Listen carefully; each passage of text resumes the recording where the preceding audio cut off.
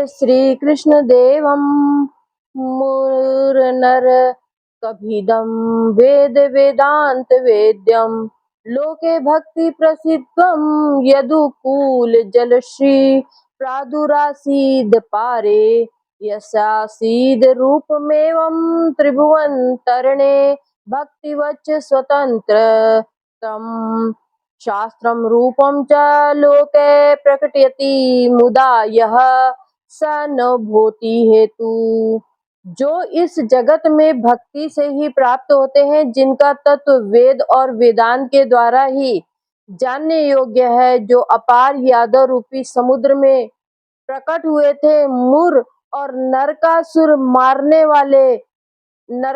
को मारने वाले उन भगवान श्री कृष्ण को मैं सादर प्रणाम करती हूँ, जो इस संसार में अपने स्वरूप तथा शास्त्र को प्रसन्नता पूर्वक प्रकट किया करते हैं तथा सचमुच ही जिनका स्वरूप इस त्रिभुवन को तारने के लिए भक्ति के समान स्वतंत्र नौका रूप है, वे भगवान श्री कृष्ण हम लोगों का कल्याण करें।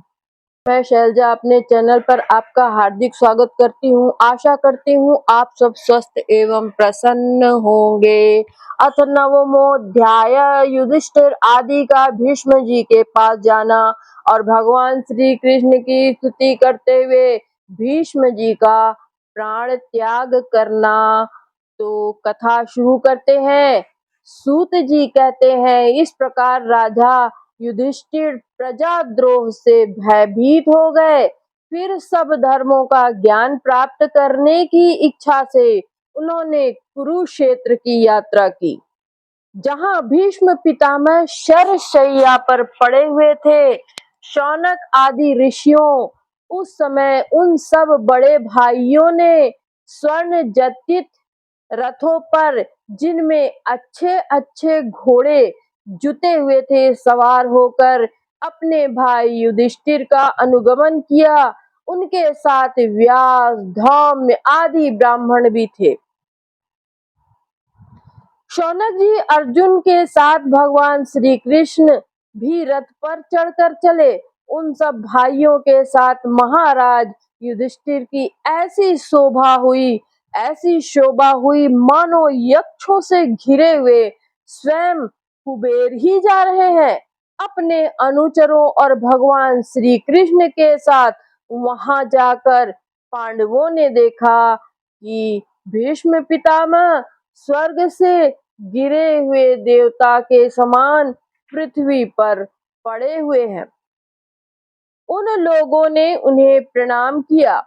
शौनक जी उसी समय भरतवंशियों के गौरव रूप भीष्म पितामह को देखने के लिए सभी ब्रह्मर्षि, देवर्षि और राजर्षि वहां आए। पर्वत, नारद, धौम्य, भगवान व्यास, बृहदश्व, भरद्वाज शिष्यों के साथ परशुराम जी, वशिष्ठ, इंद्रप्रस्थ, कृत, घृत, समद, आसिद, कक्षिवान, गौतम, अत्रि, विश्वामित्र, सुदर्शन तथा और भी शुकदेव आदि शुद्ध हृदय महात्मा गण एवं शिष्यों के साथ कश्यप, अंगिरा पुत्र बृहस्पति आदि मुनिगण भी वहां पधारे। भीष्म पितामह धर्म को और देश काल के विभाग को कहाँ किस समय करना चाहिए, इस बात को जानते थे। उन्होंने उन बड़भागी ऋषियों को सम्मिलित हुआ देखकर उनका यथा योग्य सत्कार किया। वे भगवान श्री कृष्ण का प्रभाव भी जानते थे, अतः उन्होंने अपनी लीला से मनुष्य का वेश धारण करके वहां बैठे हुए तथा जगदीश्वर के रूप में हृदय में विराजमान भगवान श्री कृष्ण की बाहर और भीतर दोनों जगह पूजा की। पांडव बड़े विनय और प्रेम के साथ भीष्म पितामह के पास बैठ गए, जिन्हें देखकर भीष्म पितामह की आंखें प्रेम के आंसुओं से भर गई और उन्होंने उनसे कहा, धर्मपुत्रों, हाय हाय, यह बड़े कष्ट और अन्याय की बात है कि तुम लोगों को ब्राह्मण धर्म और भगवान के आश्रित रहने पर भी इतने कष्ट के साथ जीना पड़ा जिसके तुम कदापि योग्य नहीं थे। अतिरथी पांडु की मृत्यु के समय तुम्हारी अवस्था बहुत छोटी थी। उन दिनों तुम लोगों के लिए कुंती रानी को और साथ साथ तुम्हें भी बार बार बहुत से कष्ट झेलने पड़े। जिस प्रकार बादल वायु के वश में रहते हैं, वैसे ही लोकपालों के सहित सारा संसार काल भगवान के अधीन है।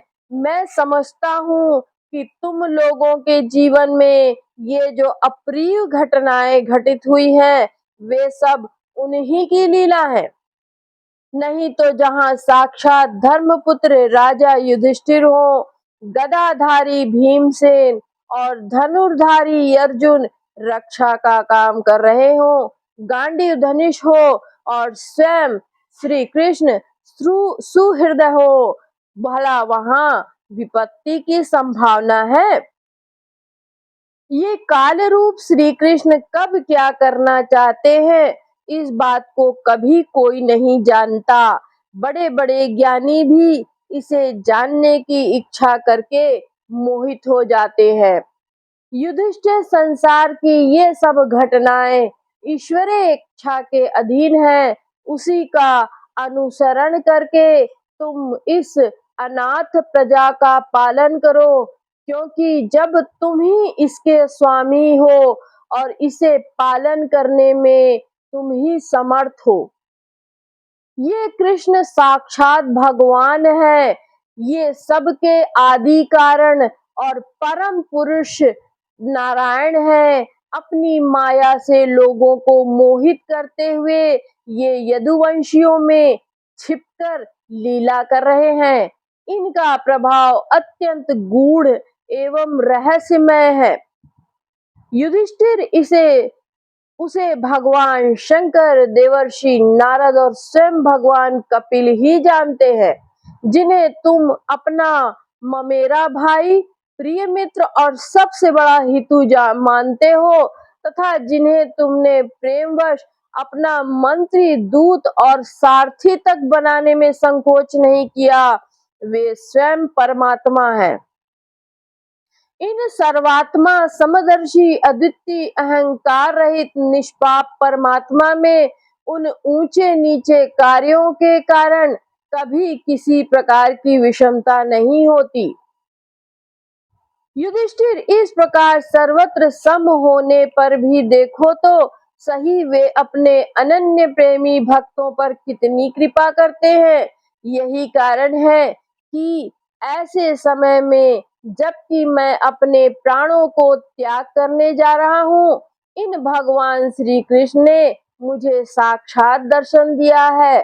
भगवत परायण योगी पुरुष भक्ति भाव से इनमें अपना मन लगाकर और वाणी से इनके नाम का कीर्तन करते हुए शरीर का त्याग करते हैं और कामनाओं से तथा कर्म के बंधन से छूट जाते हैं। वे ही देव देव भगवान अपने प्रसन्न हास्य और रक्त कमल के समान अरुण नेत्रों से उल्लसित मुख वाले चतुर्भुज से, जिसका और लोगों को केवल ध्यान में दर्शन होता है, तब तक यहीं स्थित रहकर प्रतीक्षा करें जब तक मैं इस शरीर का त्याग ना कर दूं। तो जी कहते हैं, युधिष्ठिर ने उनकी यह बात सुनकर शरशैया पर सोए हुए भीष्म पितामह से बहुत से ऋषियों के सामने ही नाना प्रकार के धर्मों के संबंध में अनेक रहस्य पूछे। तब तत्ववेत्ता भीष्म पिता ने वर्ण और आश्रम के अनुसार पुरुष के स्वाभाविक धर्म और वैराग्य तथा राग के कारण विभिन्न रूप से बतलाए हुए निवृत्ति और प्रवृत्ति, द्विविध धर्म, दान धर्म, राज धर्म, मोक्ष धर्म, स्त्री धर्म और भगवत धर्म, इन सब का अलग अलग संक्षेप और विस्तार से वर्णन किया। शौनक जी इनके साथ ही धर्म, अर्थ, काम और मोक्ष, इन चारों पुरुषार्थों तथा इनकी प्राप्ति के साधनों का अनेकों उपाख्यान और इतिहास सुनाते हुए विभागशः वर्णन किया। भीष्म पितामह इस प्रकार धर्म का प्रवचन कर ही रहे थे कि वह उत्तरायण का समय आ पहुंचा, जिसे मृत्यु को अपने अधीन रखने वाले भगवत परायण योगी लोग चाहा करते हैं। उस समय हजारों रथियों के नेता भीष्म पितामह ने वाणी का संयम करके मन को सब ओर से हटाकर अपने सामने स्थित आदि पुरुष भगवान श्री कृष्ण में लगा दिया। अपने सामने स्थित आदि पुरुष भगवान श्री कृष्ण में लगा दिया। भगवान श्री कृष्ण के चतुर्भुज विग्रह उस समय पीताम्बर फहरा रहे थे। भीष्म की आंखें उसी पर एकटक लगी गई थी। उनको शास्त्रों की चोट से जो पीड़ा हो रही थी, वह तो भगवान के दर्शन मात्र से ही तुरंत दूर हो गई, और उनको शस्त्रों के चोट से जो पीड़ा हो रही थी, वह तो भगवान के दर्शन मात्र से ही तुरंत ही दूर हो गई, और भगवान की विशुद्ध धारणा से उनके जो कुछ अशुभ शेष थे वे सभी नष्ट हो गए। अब शरीर छोड़ने के समय उन्होंने अपनी समस्त इंद्रियों के वृत्ति विलास को रोक दिया और बड़े प्रेम से भगवान की स्तुति की। भीष्म जी ने कहा, अब मृत्यु के समय मैं अपनी यह बुद्धि जो अनेक प्रकार के साधनों का अनुष्ठान करने से अत्यंत शुद्ध और कामना रहित हो गई है, यदुवंश शिरोमणि अनंत भगवान श्री कृष्ण के चरणों में समर्पित करता हूँ, जो सदा सर्वदा अपने आनंदमय स्वरूप में स्थित रहते हुए भी कभी विहार करने की, लीला करने की इच्छा से प्रकृति को स्वीकार कर लेते हैं, जिससे यह सृष्टि परंपरा चलती है। जिनका शरीर त्रिभुवन सुंदर एवं श्याम तमाल के समान सांवला है, जिस पर सूर्य रश्मियों के समान श्रेष्ठ पीताम्बर लहराता रहता है, और कमल सदृश मुख पर घुंघराली अलके लटकती रहती हैं। उन अर्जुन सखा श्री कृष्ण में मेरी निष्कपट प्रीति हो। मुझे युद्ध के समय उनकी यह विलक्षण छवि याद आती है। उनके मुख पर लहराते हुए घुंघराले बाल घोड़ों की टाप की धूल से मटमैले हो गए थे, और पसीने की छोटी छोटी बूंदें शोभायमान हो रही थी। मैं अपने तीखे बाणों से उनकी त्वचा को बींध रहा था। उन सुंदर कवच मंडित भगवान श्री कृष्ण के प्रति मेरा शरीर, अंतःकरण और आत्मा समर्पित हो जाए। अपने मित्र अर्जुन की बात सुनकर जो तुरंत ही पांडव सेना और कौरव सेना के बीच में अपना रथ ले आए, और वहां स्थित होकर जिन्होंने अपनी दृष्टि से ही शत्रु पक्ष के सैनिकों की आयु छीन ली, उन पार्थ सखा भगवान श्री कृष्ण में मेरी परम प्रीति हो। अर्जुन ने जब दूर से ही कौरवों की सेना के मुखिया हम लोगों को देखा, तब पाप समझकर वह अपने स्वजनों के वध से विमुख हो गया। उस समय जिन्होंने गीता के रूप में आत्मविद्या का उपदेश करके उसके सामयिक अज्ञान का नाश कर दिया, उन परम पुरुष भगवान श्री कृष्ण के चरणों में मेरी प्रीति बनी रहे। मैंने प्रतिज्ञा कर ली थी कि मैं श्री कृष्ण को शस्त्र ग्रहण कराकर छोड़ूंगा। उसे सत्य एवं ऊंची करने के लिए उन्होंने अपने शस्त्र ग्रहण न करने की प्रतिज्ञा तोड़ दी। उस समय वे रथ से कूद पड़े, और सिंह जैसे हाथी को मारने के लिए उस पर टूट पड़ता है, वैसे ही रथ का पहिया लेकर मुझ पर झपट पड़े। उस समय वे इतने वेग से दौड़े कि उनके कंधों का दुपट्टा गिर गया और पृथ्वी कांपने लगी। मुझ आतताई ने तीखे बाण मार मार के उनके शरीर का कवच तोड़ डाला, जिससे उनका सारा शरीर लहूलुहान हो रहा था। अर्जुन के रोकने पर भी वे बलपूर्वक मुझे मारने के लिए मेरी ओर दौड़े आ रहे थे। वे ही भगवान श्री कृष्ण जो ऐसा करते हुए भी मेरे प्रति अनुग्रह और भक्त वत्सलता से परिपूर्ण थे।